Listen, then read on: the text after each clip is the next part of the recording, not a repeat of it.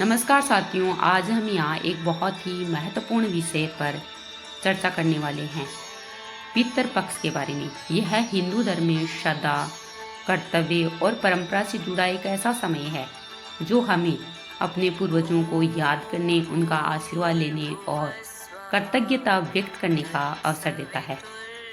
तो जानेंगे कि पितृ पक्ष है क्या। पितृ पक्ष भाद्रपद पूर्णिमा के बाद से आश्विन अमावस्या तक मनाया जाता है।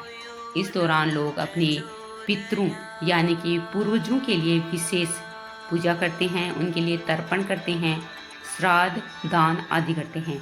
यह समय उन आत्माओं की शांति के लिए समर्पित है जो इस संसार से विदा हो चुकी हैं। शास्त्रों में ऐसा कहा गया है कि पितृपक्ष में किए गए श्राद्ध से पितर प्रसन्न होते हैं और अपने वंशजों को सुख, समृद्धि, स्वास्थ्य और शांति का आशीर्वाद देते हैं। पितरों की आत्मा को तृप्त करने से घर में सकारात्मक ऊर्जा बढ़ती है और वंश की रक्षा होती है। श्राद्ध में विशेष रूप से पिंडदान, तर्पण और ब्राह्मण भोज का आयोजन किया जाता है। पितरों का स्मरण कर जल अर्पित किया जाता है। तिल, जल, दूध, कच्चा चावल आदि से उनका तर्पण किया जाता है। ब्राह्मण या फिर जरूरतमंदों को भोजन कराया जाता है और उनको दान दिया जाता है। पितरों के नाम से हवन या पूजा की जाती है।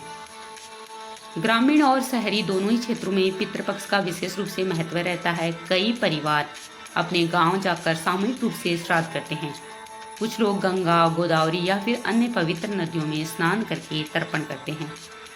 कुछ जगहों पर पिंडदान के लिए विशेष स्थान भी बनाए गए हैं। ऐसा माना जाता है कि अगर पितरों की पूजा न की जाए तो जीवन में बहुत सारी समस्याएं आती हैं।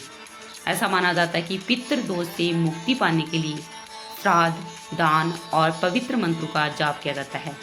यह न केवल धार्मिक कर्म है बल्कि मनोवैज्ञानिक संतुलन बनाए रखने का भी साधन। पितृपक्ष हमें ये सिखाता है कि हम अकेले नहीं हैं, हमारे पीछे पीढ़ियों का साथ है। अपने पूर्वजों की स्मृति में हमें जीवन की जो जड़ होती हैं उनसे जोड़ती हैं। इस दिन परिवार एक साथ आते हैं, पुरानी यादें साझा करते हैं और एकता का अनुभव करते हैं।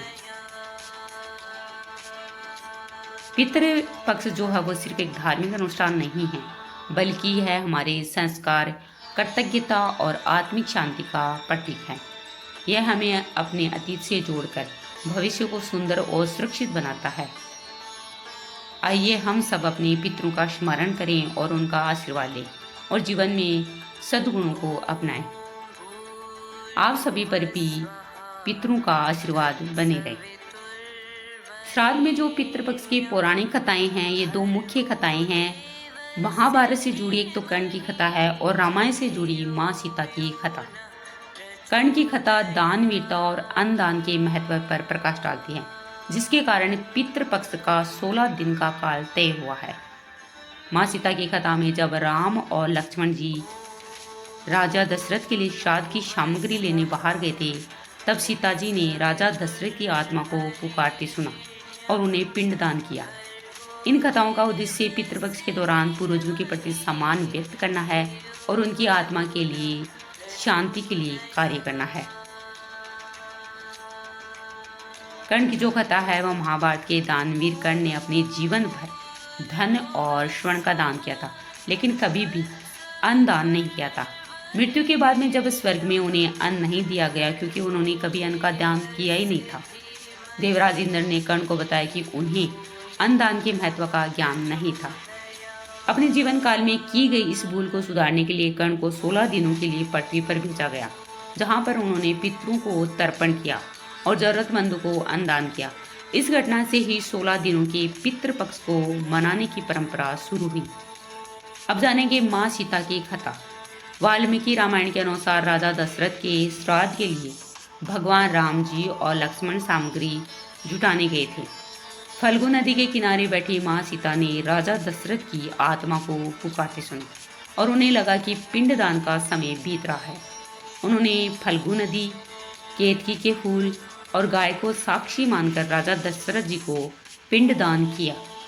शास्त्रों में इस कथा का वर्णन मिलता है जो पितृपक्ष के दौरान पूर्वजों को याद करने और तर्पण करने के महत्व को बताती हैं। पितृपक्ष पितरों के प्रति सम्मान और श्रद्धा व्यक्त करने का समय है। इस दौरान किया गया श्राद्ध, पिंडदान और तर्पण पूर्वजों की आत्मा को तृप्त करता है और उन्हें मोक्ष दिलाता है। पूर्वज पितृलोक से आकर अपने वंशजों के घरों में निवास करते हैं और आशीर्वाद देते हैं। इस अवधि में दान पुण्य करने से मनुष्य पितृदोष से मुक्त हो जाता है। पितृपक्ष के दौरान देवी माँ तुलसी जी की पूजा करने से भगवान विष्णु जी प्रसन्न होते हैं। उनकी कृपा से न केवल पितरों को मोक्ष की प्राप्ति होती है, बल्कि व्यक्ति पर भी पितरों की कृपा बरसती है। इसके लिए पितृपक्ष के दौरान रविवार और एकादशी को छोड़कर माता तुलसी जी की पूजा करनी चाहिए। पितरों के देवता के बारे में जाने तो ये अरेमा है। पितरों के देवता का नाम अरेमा है। भगवान अरेमा का नाम लिए बिना पितरों का तर्पण नहीं किया जाता है। गरुड़ पुराण के अनुसार अरेमा कश्यप ऋषि और अदिति के पुत्र हैं। अरेमा को अरेमन भी कहा जाता है। पितरों को प्रसन्न करने के लिए और पितृदोष से मुक्ति पाने के लिए कई मंत्र बताए गए हैं, जिनमें पितृ गायत्री मंत्र हैं। ओम पितृ गणाय विघ्नेः जगत धारिणी धीमेहि तनो पितृ प्रचोदयात सबसे प्रमुख माना जाता है। इसके अलावा ओम पितृ देवताय नमः और ओम देवता भय पितृभेच महायोगी भे एवं च नमः स्वाहे स्वाधाय। तो ये थी श्राद्ध पितृपक्ष के बारे में जानकारी। अगर आपको हमारी ये जानकारी अच्छी लगी है तो इस वीडियो को लाइक करें, कमेंट करें तथा शेयर करें तथा हमारे चैनल को सब्सक्राइब जरूर करें। आपका